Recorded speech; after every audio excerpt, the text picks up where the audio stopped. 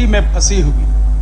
अब प्रश्न यह है, जो कि ये राज्य के महालेखाकार का रिपोर्ट है, जो कल सदन में भी आएगा आने वाले दिनों में, और महालेखाकार का ये दायित्व बनता है जो कि जो लोग धन का खर्च होता है और जिस मद में खर्च होता है तो उसमें अनियमितता नहीं हो। और मैं सिर्फ जानकारी देना चाहता हूं आपके माध्यम से सदन में, ये कई विश्वविद्यालय के आंकड़े हैं। ये पाटलिपुत्र विश्वविद्यालय 2,72,00,000, वीर कुंवर सिंह 142 करोड़, एलएन मिथिला 1,45,00,000, तिलका मांझी भागलपुर 4 करोड़, बीएन मंडल 5 करोड़। तो इस तरह से महालेखाकार की आपत्ति दर्ज की गई है। और मेरे ध्यानाकर्षण के जो दूसरे पारा है, दूसरा, अभी भी अधिकांश विश्वविद्यालयों में बिहार राज्य विश्वविद्यालय अधिनियम के नियमों, परिनियमों तथा बिहार राज्य वित्त नियमावली। अब प्रश्न है, मंत्री महोदय बैठक करते हैं कुलपति जी के साथ, लेकिन बैठक के बाद लूट की गति और बढ़ जाती है। उसको कहा जाए जो कि एक भी, चूंकि बिहार राज्य विश्वविद्यालय अधिनियम के प्रावधान है, उसके तहत ही विहित प्रक्रिया अपनाते हुए करना है। और सभी जगह डेमोक्रेटिक बॉडी बनी हुई है, वित्त समिति है, सिंडिकेट है, सीनेट है, लेकिन ये आज 10 वर्षों से चला आ रहा है। तो क्या सरकार खुली छूट दे रखी है उन लोगों को? राज्यपाल महोदय के पास पत्र जाना, पैसा तो सरकार देती है। सरकार ने उस मामले में तो कोई इंटरेस्ट नहीं लिया अभी तक, सिर्फ पत्र दे दिया। क्या पत्र देने से ही ये मामला संभल जाएगा सभापति महोदय? ये मामला सदन में कई बार आ चुका है। मुझे लगता है जो कि इस पर आपको भी पहल करने की जरूरत है, नहीं तो ये लोगों का पैसा, छात्रों का पैसा, या सरकार जो उसके विकास के लिए देती है, भ्रष्टाचार शून्य नीति अपनाती है। मुख्यमंत्री चाहते हैं सबको विश्वविद्यालय में विकास हो, सब जगह आधारभूत संरचना में वृद्धि हो, लेकिन उस मामले में जो गत खर्च जो किए गए हैं विश्वविद्यालय के द्वारा, उस पर कोई संज्ञान नहीं लिया गया है। मैं चाहता हूं अगर पत्र से ही होगा तो मुझे नहीं लगता है सरकार का पैसा ऐसे ही जाता रहेगा। मुझे लगता है इस पर सदन की समिति बननी चाहिए, और नहीं तो मंत्री जी क्या करेंगे इसमें, चूंकि ये मामला बहुत हल्का नहीं है, इसको हल्के में मंत्री महोदय नहीं लेना चाहिए। क्योंकि एक विश्वविद्यालय के बारे में मैं कह रहा हूं, दिया गया 142 करोड़, और अनुपयोगी पुस्तकों के भी क्रय का प्रावधान है। जो संबंधित डीन होंगे, संबंधित हेड होंगे, उसके माध्यम से जो लिस्ट बनेगा, और जिसमें कमीशन थोड़ी ज्यादा होती है वही पुस्तक खरीद लिया जाता है, ई पुस्तक खरीदा जाता है, आउटसोर्सिंग में है। तो किसी का जवाब तो नहीं आया है, सिर्फ पत्र विभाग से दिया गया है। ये पत्र के खेल में विश्वविद्यालय के जो शासनिक जो कर्तव्य निभाते हैं, दायित्व निभाते हैं, वो लोग धन का दुरुपयोग कर रहे हैं।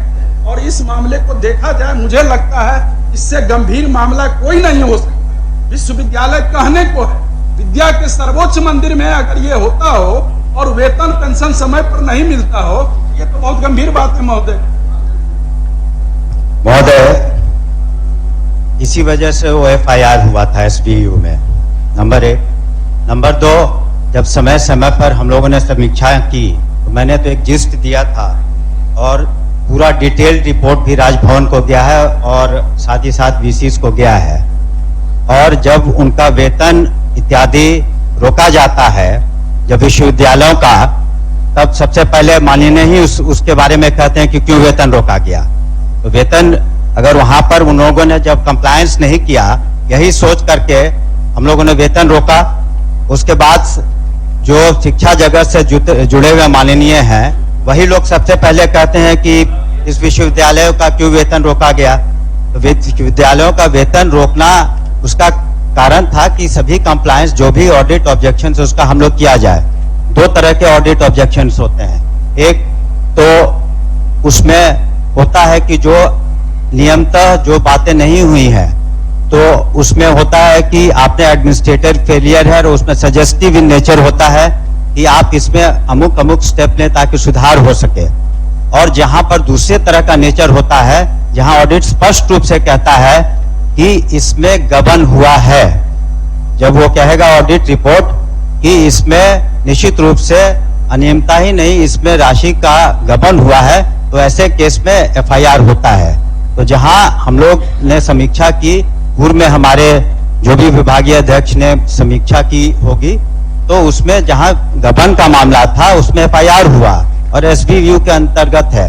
अभी भी हम हाउस को आश्वस्त करना चाहते हैं कि जहां भी स्पष्ट रूप से गबन का मामला होगा तो वो एफआईआर संबंधित जो जिन लोगों ने दुरुपयोग किया, उस राशि का गबन किया, उनके विरुद्ध होगा।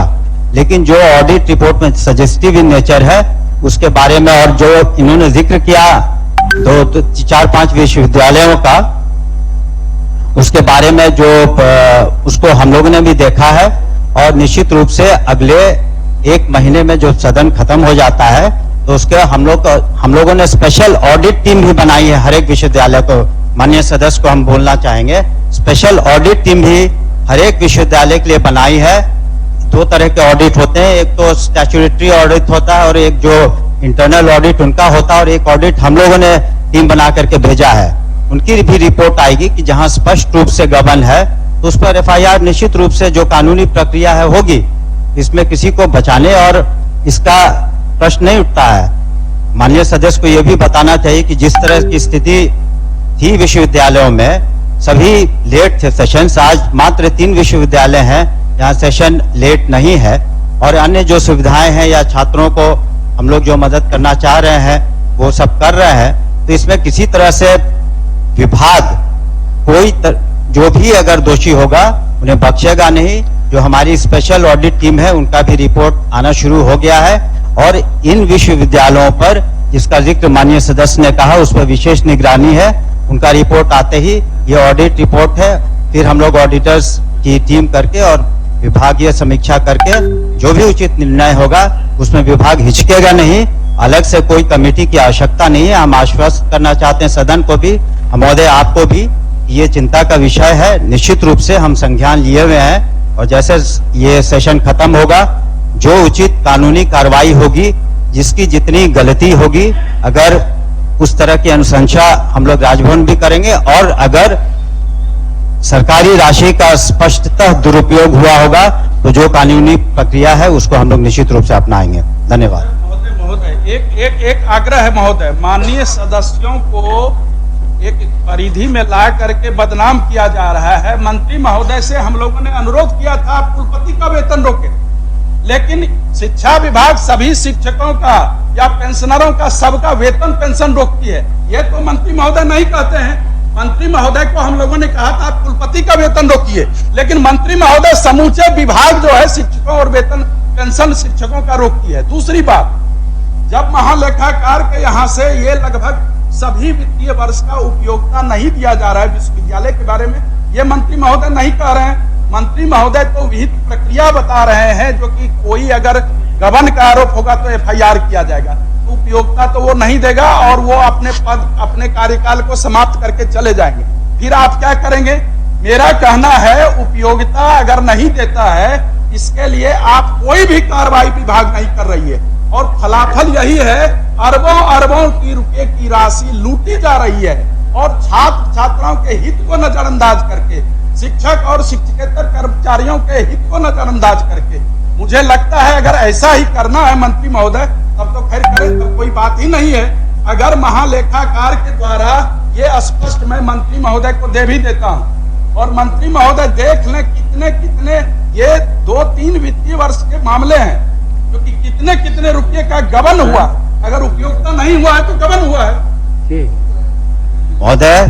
महोदय मैं बताना चाहूंगा कि जो भी बातें ये करे हमारे संज्ञान में हैं। दूसरी बात है कि ये कहना कि अनापत्ति पर जो आप यूटिलिटी सर्टिफिकेट देते हैं उसमें सुधार नहीं हुआ है, इन्होंने देखा नहीं है।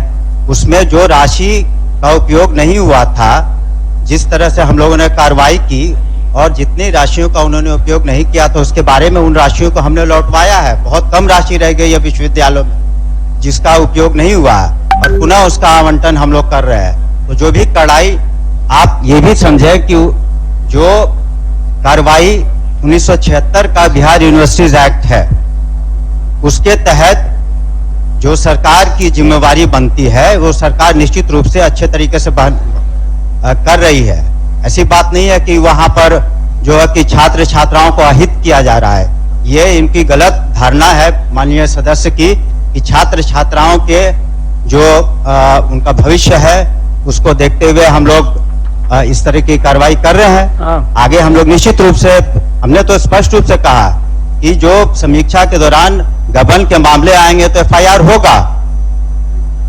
धन्यवाद। जैसा कि माननीय सदस्य ने कहा है कि संवैधानिक एक संस्था है, वो ऑडिट रिपोर्ट आता है, उसमें कोई आया था, ये रिपोर्ट आया था।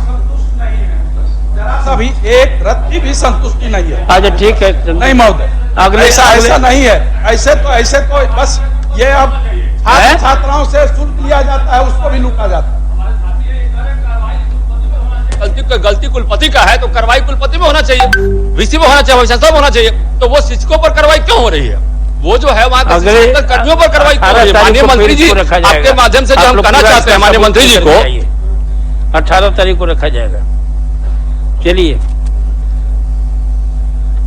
भारतीय जनता पार्टी का सदस्य बनने के लिए 8800002024 पर मिस्ड कॉल करें। निवेदक भारतीय जनता पार्टी बिहार।